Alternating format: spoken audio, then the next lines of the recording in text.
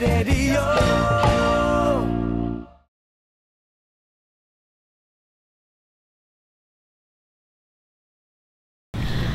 Pak Ahok, selamat pagi. Terima kasih kita diterima, udah menikmati jagung rebus, ubi rebusnya enak Pak. Selamat pagi Pak. Pagi. Ini Rafiq sama Putri ngegangguin di sini Pak. Sebetulnya selain ngiup karena hujan nih Pak, jadi kita numpang ngobrol sama Pak Ahok. Nah Pak, kan saya ibu-ibu ya Pak ya. Saya itu udah banyak mendengar Pak Ahok dinasehati oleh ayahnya terutama. Lo kalau jadi orang mesti jadi orang yang A, B, C, D, E, F, G. Udah saya catat.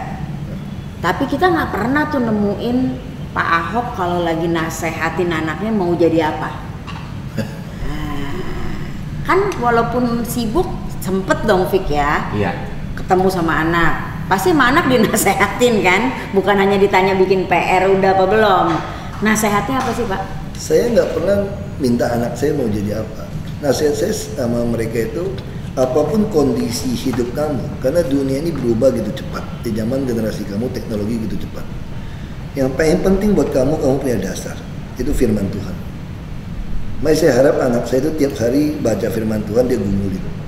Karena ini penting. Jadi bagi saya lebih penting di zaman dunia yang berubah begitu cepat. Beda dengan zaman saya waktu kecil. Saya ketemu orang kirim surat berapa lama, telepon pun bisa tidak ada. Beda. Ini bapak saya bisa ngomong. Bapak saya ketemu saya makan ngomong. Kalau sekarang saya anak saya bisa dengan WhatsApp, bisa dengan BBM, bisa telepon. Yeah. Zaman ini beda. Sibuknya juga beda. Dulu kantor bapak saya di rumah. Makanya saya temukan yang paling penting adalah apapun kondisi sekelilingmu itu nggak ada masalah. Yang penting kamu tahu siapa pencipta kamu tahu manual booknya seperti apa. Sama kita beli handphone. Kalau saya beli Samsung yang baru, saya biasa pakai BlackBerry, dulu saya pakai Nokia. Saya harus baca manual. Ganti Samsung, saya mesti baca, belajar. Nah, bagi saya, manusia kalau mau optimal, Anda harus baca manual booknya. Manual booknya itu adalah kitab suci. Nanti dari situ, kalau kamu mengerti dasar kamu untuk apa kamu hidup, firman Tuhan kamu hidup, kamu akan jadi seorang patriot yang sejati, bukan chauvinis. Makanya anak saya yang pertama sekarang dia pengen apa? Dia mau jadi tentara. Dia latihan fisik mau jadi tentara.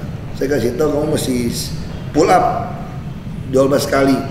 Oh saya udah bisa 7 kali Pak. Kalau sit up bisa 12 kali. Kalau balik ini susah kan? Kalau gini lebih gampang kan? Nah, mesti latihan. Mesti latihan dengan baik. Fisik harus baik. Nah itu anak-anak saya bagi saya karena tiap hari kalau sempat mesti olahraga. Setengah jam atau 15 menit karena penting. Kita selalu dengarkan dalam tubuh yang sehat terhadap jiwa yang sehat. Nah saya kira dua ini penting buat anak-anak saya. Jasmani harus jaga dengan baik karena ini semua harus dipelihara, kalau nggak bisa rusak. Karena soalnya onderdil. Yang kedua, otak ini ada satu sisi yang nggak bisa diisi dari apapun dunia ini kecuali oleh firman Tuhan. Kamu mesti seimbang. Kalau kamu kuasai ini, apapun kondisimu, saya nggak pernah khawatir. Pak Ahok, dalam berbagai kesempatan kita sering dengar cerita Pak Ahok tentang bapaknya Pak Ahok. Yeah. Tapi entah saya yang kelewat atau bagaimana, rasanya saya belum pernah dengar Pak Ahok cerita tentang ibu Pak Ahok. Ya sudah banyak cerita ibu saya juga. Boleh cerita sedikit Pak buat pendengar kita? Iya. Sebetulnya yang paling bisa membuat saya hari ini tentu ibu. Karena ibu yang banyak di rumah. Misalnya contoh, kalau kecil, kalau ibu saya sakit, saya nggak mau ke sekolah. Saya takut ibu saya mati. Saya mesti tungguin. Nah, misalnya contoh gitu ya, dia kecil, ibu saya tuh kalau ada uang pasti beli emas. Emas masih murah waktu itu. Ya. Semua tetangga untuk kota, kampung, kayak Gantung, Laskar Pelangi itu kan kampung sekali. Hampir tidak ada anak turunan itu yang sekolah, yang kuliah. Saya baru 1 tahun, 2 tahun, ibu saya sudah beli emas. Orang pada yang jual emas bilang, untuk apa? Saya mau simpan buat anak-anak saya kuliah. Semua ketawa. Nah yang orang toko yang ngomong ini pun masih hidup 80-an ya. Kemarin datang ke rumah, dia bilang saya nggak pernah kebayang. Saya bukan besar lagi, saya udah tua nih sebenarnya. Ya saya nggak pernah kebayang ketika ibumu mengatakan bahwa kamu ditenteng-tenteng, bilang mau beli emas untuk kalian sekolah. Nah itu betul-betul ibu saya lakukan. Ketika bapak saya bangkrut, Saya ke pasar Globe, pasar Atom, pasar baru itu. Sampai orang pikir saya punya toko emas. Hampir tiap minggu kita jual emas dikit-dikit. Untuk biaya kuliah, biaya hidup. Bapak saya bangkrut. Nah ini ibu saya. Terus yang kedua misalnya, ketika bangkrut, ibu saya masih jualan roti. Ya roti, kayak pembantu bawa saya jualan. Nah saya udah kecil seneng dong lihat jualan jalan gitu. Tapi ada tetangga-tetangga boleh ngomong, wah anak pengusaha kok jualan roti. Malu dong. Bangkrut kan bapak saya suka ribut sama pejabat. Dia agak susah. Saya pulang saya ngadu sama ibu saya. Ibu saya bilang, kita jualan itu tidak malu. Kita cari uang, curi baru malu.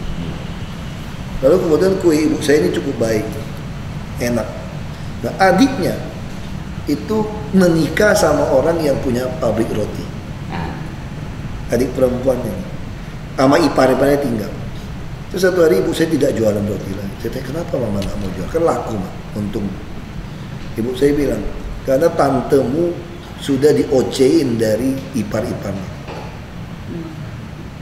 Kamu bodoh gitu loh. Masa bikinan rotimu lebih jelek daripada kakakmu? Lihat kakakmu lebih laku gitu. Nah ibu saya karena sadar tante saya tinggal sama mereka. Sampai sekarang tante saya punya pabrik roti, dia warisin keluarga itu punya roti. Ibu saya putuskan stop jual roti. Lalu ibu saya tuh pergi ke kebun, petik itu lada, kan, untuk jemur, rendem. Dia yang jemur, naik pickup. Makanya waktu sopir saya dulu Jakarta itu ada yang kurang ajar sopir kan. Ibu saya situ sini dia mulai marahin, mulai ngoceh-ngoceh. Akhirnya saya pecat sekian tahun. Saya bilang, kamu tahu nggak? Kalau ibu saya datang kamu nganterin dengan muka cemberut gitu, saya nggak terima. Kalau kamu cemberutin saya pulang malam, sopir kelamaan begitu kan, udah belasan tahun begitu kan. Kasih duit pun kurang-kurang ajar gitu. Akhirnya kita pecat nggak enak, akhirnya pecat. Gue nggak mau tahu, ganti berapa duit gue kasih lo. Gue nggak mau lihat lagi muka lo. Gue udah kesel. Karena saya bayangin ibu saya naik pickup dengan berguni-guni lada itu di mobil. Lalu dia ke Jakarta kamu gitu nih, saya nggak terima. Itu pikiran saya. Ini kedua. Yang ketiga juga menarik. Adik saya itu kedokteran, sekarang bupati dia. Ini anak agak males gitu loh dari dulu. Cakep gitu kan. Banyak temen, ya, nggak katakan pacaran lah, banyak teman mana-mana gitu.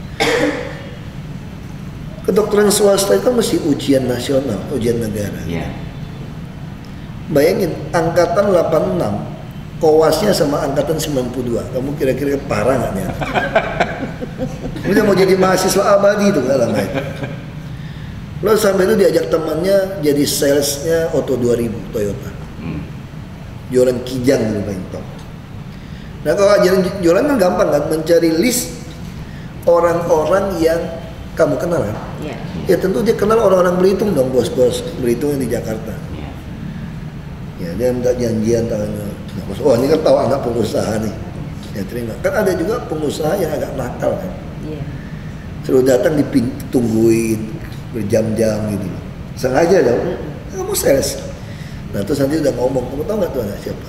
Itu anak si Kim Nam itu loh, bos besar itu. Sekarang anaknya jualan mobil, kan gitu kan? Nah ngomong-ngomong mulut-mulut, kedengaran tante saya. Tante saya ada uang kan? Terus dia bilang sama ibu saya, datang, dapat berapa duit sih anakmu jualan mobil? 1 juta. Dulu kan kira-kira 800 ribu 1 juta. 1 juta, 2 juta. Sudah stop jualan mobil, saya yang kasih dia bilang. Gak boleh jualan. Bikin malu aja anaknya. Ibu saya jawabnya apa? Ibu saya bilang, terima kasih, itu anak saya. Dia harus jualan mobil. Supaya dia tahu orang hina dia. Kalau dia tidak menyelesaikan dokternya, orang akan hina dia sebagai seorang sales saja. Biar dia tahu harus jualan mobil, nggak boleh stop. Jualan mobil, dia mulai merasa. Akhirnya dia selesaiin dokternya. Makanya sekarang spesialis dia jadi bupati sekarang. Dia PNS.